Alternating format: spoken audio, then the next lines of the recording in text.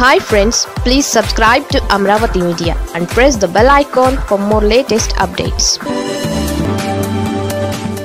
మూడు ఫ్యామిలీలకు 6 పదవులు. జగన్ను విమర్శించి చంద్రబాబు చేస్తున్నదేమిటి? తండ్రి తనయుడు, అన్న తమ్ముడు, బాబాయ్ అబ్బాయి. ఇది కూటమి పాలనలో పదవుల పంపకాలలో అమలు చేస్తున్న ఫ్యామిలీ ప్యాక్. చంద్రబాబు గతం కంటే ఇప్పుడు భిన్నంగా అమలు చేస్తున్న నిర్ణయాలు చర్చకు వస్తున్నాయి. కూటమి ధర్మం పేరుతో మెగా, నారా, నందమూరి కుటుంబాలకే ప్రాధాన్యత దక్కుతుందనే అభిప్రాయం ఉంది. రాజ్యసభ సభ్యులు నాగబాబును మంత్రి చేయాలనే నిర్ణయంతో ఫ్యామిలీ ప్యాక్ రాజకీయాలు కూటమి పార్టీల్లో ఆసక్తికర చర్చకు కారణమవుతున్నాయి. నాడు జగన్ పైన ఫ్యామిలీ ప్యాక్ రాజకీయాలపైన పవన్ కీలక వ్యాఖ్యలు చేశారు. కుటుంబ రాజకీయాలు చేయకూడదని పవన్ పదే పదే చెప్పుకొచ్చారు. ప్రజారాజ్యం పైన నాడు కుటుంబ పార్టీ అనే ముద్ర ఉండేది. చంద్రబాబు గతంలో ఎన్నడూ నారా, నందమూరి కుటుంబ సభ్యులకు లెక్కకు మించి పదవులు కట్టబెట్టలేదు.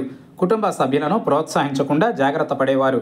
2014 ఎన్నికలలో టీడీపీ గెలుపులో లోకేష్ కీలకంగా వ్యవహరించిన 2017లో మంత్రివర్గ విస్తరణ వరకు మంత్రిగా తన కుమారుడికి అవకాశం ఇవ్వలేదు.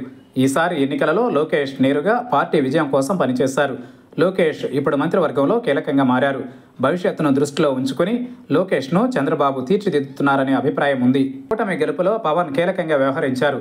పవన్కు డిప్యూటీ సీఎం పదవి దక్కింది. ఇక జనసేన నుంచి 3కి, బీజేపీ నుంచి 1కి మంత్రి పదవులు దక్కాయి. ఇప్పుడు మెగా బ్రదర్ నాగబాబుకు మంత్రి పదవి ఖరారైంది. దీంతో అన్నా తమ్ముడు ఇద్దరు ఒకే మంత్రివర్గంలో పనిచేయనున్నారు. గతంలో చిరంజీవి కేంద్ర మంత్రిగా పనిచేయగా ఇప్పుడు ఈ ఇద్దరికి రాష్ట్ర మంత్రులుగా అవకాశం దక్కింది. అదేవిధంగా కెంజారపు కుటుంబం నుంచి అచ్చెన్నాయుడు రాష్ట్ర మంత్రిగా ఉన్నారు. రామ్మోహన్ నాయుడు కేంద్ర మంత్రిగా కొనసాగుతున్నారు. కేంద్రం, రాష్ట్రంలో ఎన్డీఏ ప్రభుత్వమే అధికారంలో ఉండడంతో జగన్ హయాంలో కుటుంబ సభ్యులు, బంధువులకే ప్రాధాన్యత ఇస్తున్నారని నాడు ఇదే కూటమి పార్టీల నేతలు విమర్శించారు. ఇప్పుడు మాత్రం కూటమిలోనూ ఫ్యామిలీ ప్యాక్ అమలు చేస్తున్నారు. రాజ్యసభ అభ్యర్థిత్వం కోసం టీడీపీలో సీనియర్లు ఆశలు పెట్టుకున్నారు.